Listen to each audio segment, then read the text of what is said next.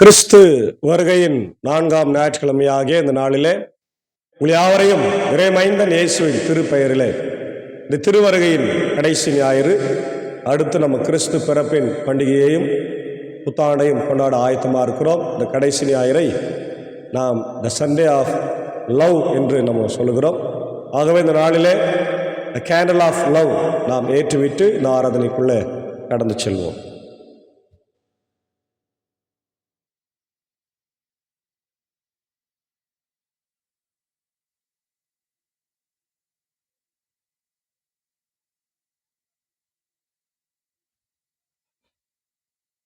The candle of hope, the candle of peace, candle of joy, the candle of love, அதேபோல் Jesus candle Christmas அன்னைக்கு நம்ம ஏற்றி மிக சிறப்பாக அதை கொண்டாட இருக்கிறோம். நமது ஆரம்பம் பிதா குமாரன் பரிசுத்த ஆவியின் நாமத்தில் உள்ளது. ஆமென். துதிகளின் மத்தியிலே மகிமையோடு வீற்றிருக்கிற நல்ல ஆண்டவரை, திருவருகை நாட்களுக்காய் மீண்டும் நன்றி செலுத்துகிறோம். குறிப்பாய் இந்த அட்வென்ட் சீசனுடைய கடைசி ஞாயிறு 4ஆம் ஞாயிற்றுக்கிழமைக்காக நன்றி செலுத்துகிறோம். ஆண்டவரே, இந்த ஞாயிற்றுக்கிழமையிலே இந்த கேண்டில் ஆஃப் லவ் என்கின்ற அன்பின் ஆண்டவரை கேண்டலை நாங்கள் ஏற்றிருக்கிறோம்.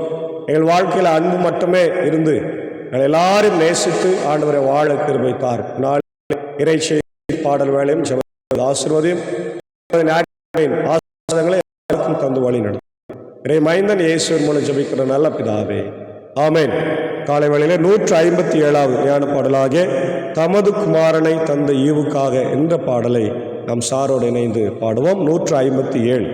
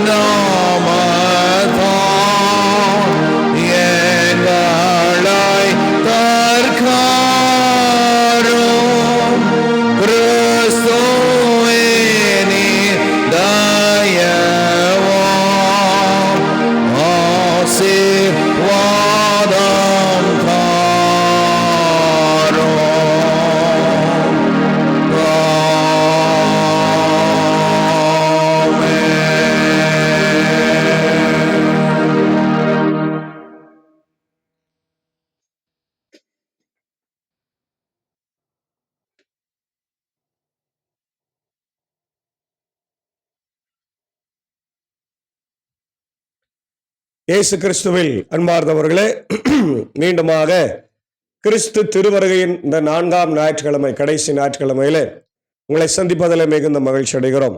இந்த காலை நேரத்தில் நாம் தியானிக்கும்படியாக தெரிந்து கொண்ட கடவுளுடைய வார்த்தை, அது பவுலடிகளார் கலாத்திய சபைக்கு எழுதிய கடிதம் 4ஆம் அதிகாரம் 4, 5ஆம் வசனம்.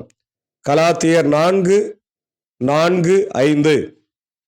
காலம் நிறைவேறிய போது திருச்சட்டத்திற்கு உட்பட்டிருந்த நம்மை மீட்டு தம் பிள்ளைகள் ஆக்குமாறு கடவுள் தம் மகனை பெண்ணிடம் பிறந்தவராகவும் திருச்சட்டத்திற்கு உட்பட்டவராகவும் அனுப்பினார் என்பதே. அல்லேலூயா, ஆமென். அன்பான தேவனுடைய பிள்ளைகளே, இந்த காலம் நிறைவேறின போது அப்படின்றது ரொம்ப முக்கியமானது. The time is very important. நம்முடைய வாழ்க்கையில கூட நேரத்தை நாம் மிக அதிகமாய் முக்கியமாய் கணக்கு வைக்கின்றோம். காலையில எழுந்தவுடன் 6 மணிக்கெல்லாம் நாம் இதை செய்யணும், 7 மணிக்கு செய்யணும், 8 மணிக்கெல்லாம் தயாராகி 8:30 ஸ்கூலுக்கு போகணும். பிள்ளைகள் ஆஃபீஸ் பாருங்க 9 மணிக்கெல்லாம் போகணும், பள்ளிக்கூடத்துக்கு பாருங்க 9 மணிக்கெல்லாம் போகணும், காலையில் 5 மணிக்கு எழுணும், மதியம் 1 மணிக்கு சாப்பிடணும்னு சொல்லி காலங்களையும் நேரங்களையும் நாம் குறித்து வைத்திருக்கிறோம். எல்லாத்துக்கும் காலம் நேரம் உண்டு. பிரசங்கி அதான் சொல்றார், சிரிக்க ஒரு காலம், அழ ஒரு காலம், கட்ட ஒரு காலம், இடிக்க ஒரு காலம் என்று. இப்போ the time, God created the time. எதற்காக நேரத்தை அவர் படைத்தார் என்றால் எல்லாம் சரியாக ஒழுக்கமாக கிரமமாக செய்ய வேண்டும். அப்போ ஜீசஸை அனுப்புறதுக்கு கூட அவர் என்ன பார்த்தாரு? நேரத்தை பார்த்துருக்கிறார். பாருங்க, நல்ல நேரம் கெட்ட நேரம் இல்லை. இன்னைக்கு நம்ம நல்ல நேரம் கெட்ட நேரம் தான் பார்க்குறோம். கிறிஸ்தவர்கள் இன்னைக்கு ரொம்ப அநியாயம் பண்றாங்க. முகூர்த்த நேரம்னு ஒன்று போட்டு அந்த முகூர்த்த நேரத்தில் கல்யாணம் பண்ணதான் எல்லாம் நல்லா இருக்கணும். முதல்ல அதில் பண்றவங்க தான் டைவர்ஸ் வாங்கி ஓடி போயிடுறாங்க. அன்பானவர்களே, நேரம் காலம் என்பது நம்ம கையில இல்லை, அது கடவுள் படைத்தது. இன்னும் சொல்ல போனா எந்த நேரத்தையும் கெட்ட நேரம் நல்ல நேரம் நம்ம சொல்றதே தப்பு. எல்லா நேரமும் நல்ல நேரம் தான், எல்லா காலமும் நல்ல காலம் தான். ஏனால் நேரமும் காலமும் யார் கையில் இருக்குதா? கடவுளுடைய கையில இருக்கிற. நம்ம ஐயோ நேரம் ஆயிடுச்சு, நம்ம வண்டி போயிடுச்சுட்டு கெட்ட நேரம் ஆகி போச்சுன்னு சொல்லணும். அதெல்லாம் தவறு. கடவுள் தம் மகனை ஒரு காலத்தை குறிக்கிறார். அந்த காலம் 1ஆம் நூற்றாண்டு BC 1. அதாவது அவர் பிறக்க போகிறார், பெண்ணுடைய வித்தாய் பிறக்க போகிறார் என்று ஏதேன் தோட்டத்தில் சொல்லிட்டார்.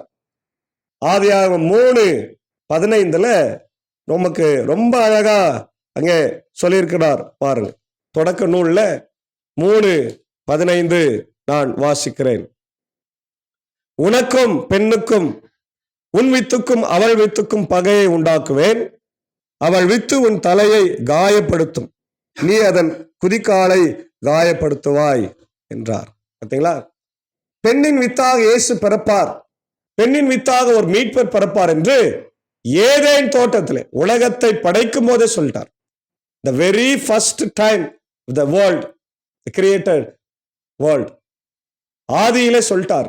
ஆனா அவர் உடனே அவரை குமாரனை அனுப்பல, அதற்கான வழியை ஆயத்தப்படுத்துறார், முன்னோடிகளை அனுப்புறார். யார் அனுப்புறார் பாருங்க. முதல்ல ஆண்டவர் யாரை தெரிந்தெடுக்கிறார்? நோவாவை தெரிந்தெடுக்கிறார். அது சரியா வரல. ஆபிரகாமை தெரிந்தெடுத்து உன்னால இந்த உலகத்தை ஆசீர்வதிக்கன்னு சொல்றாரு.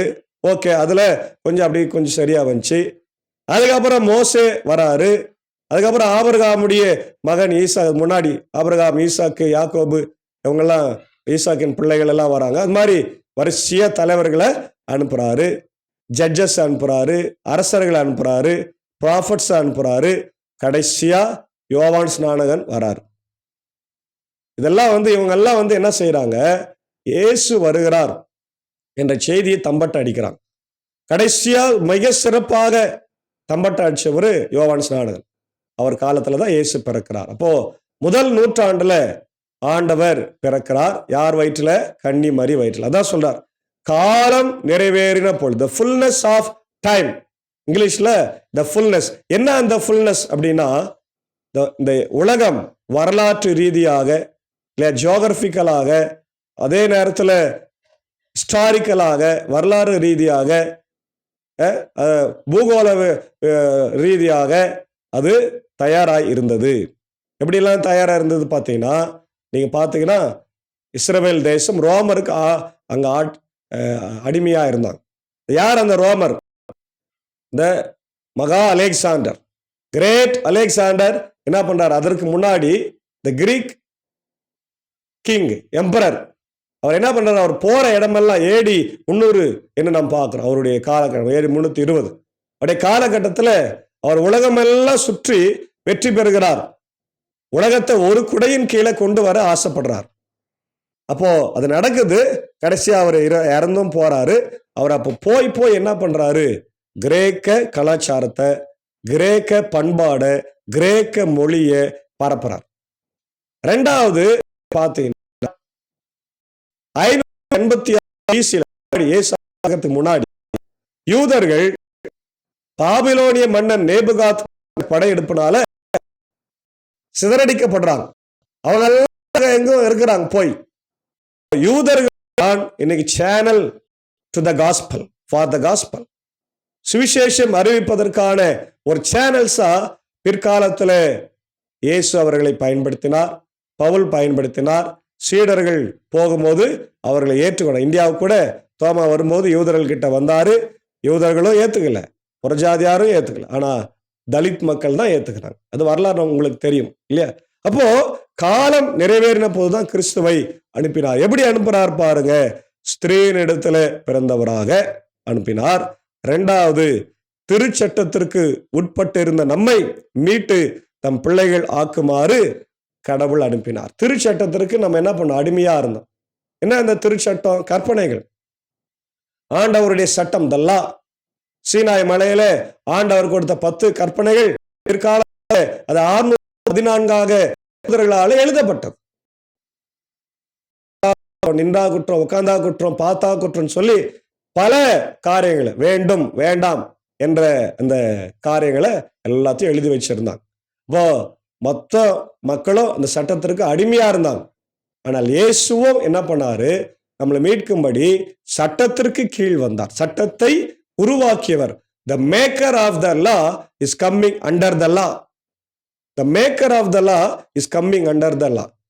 சட்டத்தை உருவாக்கிய ஆண்டவரே சட்டத்திற்கு கீழ் வந்து கீழ்ப்படிந்து ஒரு நல்ல ஒரு மனிதனாக வாழ்ந்து என்ன பண்ணாரு? சட்டத்திற்கு அடிமைப்பட்ட இந்த பிள்ளைகளாக நம்மை மீட்டு கொண்டார். கடவுள் தம் மகனை பெண்ணிடம் பிறந்தவராகவும் திருச்சட்டத்திற்கு உட்பட்டவராகவும் அனுப்பினார். இயேசு இந்த உலகத்துல 33.5 ஆண்டுகள் வாழ்ந்தார்.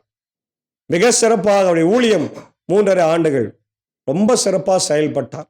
எந்த சட்டத்தையும் அவர் அழிக்கல. அவர் சொல்றாரு, நான் தீர்க்க தரிசனங்களையும் சட்டங்களையும் ஒழிக்க வந்தனை நினைத்தீர்களா? இல்லவே இல்லை, நிறைவேற்றவே வந்திருக்கிறேன் என்று சொல்லுகிறார். ஆகவே அன்பான தேவனுடைய பிள்ளைகளே, இந்த காலை நேரத்தில் காலம் நிறைவேறிய பொழுது கிறிஸ்துவை அனுப்பினார். நாமும் கூட ஏற்ற காலத்துல கிறிஸ்துவை நம்பி இருக்கிறோம். இதோ அவருடைய காலம் இன்னைக்கு வரப்போகிறது. கிறிஸ்து பிறப்பு நடந்து விட்டது. கிறிஸ்துவின் திருவருகை, 2ஆம் வருகையில நாம் ஆண்டவரை நாம் பின்பற்றுமாறு, நாம் திருச்சட்டத்திற்கு அடிமையா இல்லை, இப்ப ஆண்டவரின் பிள்ளைகள் என்ற சிந்தனையோடு கிறிஸ்து பிறப்பை கொண்டாட, கிறிஸ்து திருவருகைக்கு ஆயத்தமாக தூய ஆவியானவர் இந்த நாளிலே வழிநடத்தி காப்பாராக. ஆமேன். ஜெபம் செய்வோம். எங்களை நேசிக்கிற நல்ல தகப்பனே, இப்படி திருவருகை நாட்களுக்காக நன்றி செலுத்துகிறோம். குறிப்பாய் இந்த நாளிலே த கேண்டில் ஆஃப் லவ் என்ற ஆண்டவர் கேண்டலை நாங்கள் ஏற்றி வைத்து, கிறிஸ்து இந்த உலகத்துல எவ்வளவாய் அன்பு கூர்ந்த தேவன், நம்முடைய ஒரே பேரன குமாரனை விசுவாசிக்கிறன் எவனோ அவன் கெட்டு போகாமல் நித்திய ஜீவனை தந்திரலி உலகத்துல அன்பு கூர்ந்தார் என்ற ஆண்டவரே வார்த்தைக்கு ஒப்பாக நாங்கள் மெழுகுவத்தை ஏற்றிருக்கிறோம். எங்கள் வாழ்க்கையில கிறிஸ்து பிறப்பின் பண்டிகை, it is a message of hope, it is a message of peace, it is a message of joy, it is a message of love என்கின்ற நம்பிக்கையின் செய்தி, சமாதானத்தின் செய்தி, மகிழ்ச்சியின் செய்தி, ஆண்டவர் அன்பின் செய்தி என்பதை உணர்ந்து எல்லாருக்கும் அறிவித்து நாங்கள் ஆண்டவர் எல்லாருக்கும் பகிர்ந்து வாழ கிருபைத்தார். இந்த காணொலி வழியாக ஆண்டவரை பார்த்து கேட்டுக்கொண்டிருக்கிற ஒவ்வொரு இல்லங்களிலே கிறிஸ்து பிறப்பின் பண்டிகை அமைதி, சமாதானத்தை, மகிழ்ச்சியை கொண்டு வரட்டும், விடுதலை கொண்டு வரட்டும். வியாதிகள், பலவீனங்கள், துன்பங்கள், கஷ்டங்கள், ஆண்டவரை கடினமான வார்த்தைகள், சண்டைகள், சச்சரவுகள், குடும்பங்களிலே கணவன் மனைவி பிள்ளைகளுக்கும் ஆண்டவர் இல்லாதபடி திருச்சபைகளுடைய பிரச்சனைகள் ஆண்டவர் எல்லாம் ஓய்ந்து இந்த வாரத்தில் நாங்கள் சமாதானமாய் பண்டிகைகளை கொண்டாட கிருபை தாரும். இந்த காணொளி வழியாய் இந்த ஞாயிற்றுக்கிழமையில இந்த ஆண்டவரே கர்த்தருடைய வார்த்தை கேட்டுக்கொண்டிருக்கிற எல்லா மக்களுக்கும் ஆசீர்வாதங்களை தா. அதனாலே இந்த ஊழியத்தில் எங்களோடு இருக்கிற அன்பர் சாரும் ஆண்டவரே, என்னுடைய அருமையான ஆண்டவரே ஏஞ்சக்காவையும் பிள்ளைகள் மாத்தால் மரியாளும் சாக்கோ சாரின் டீச்சரை ஆசீர்வதிங்க. அடியரின் குடும்பத்தாரையும் மேலப்படுத்துங்க.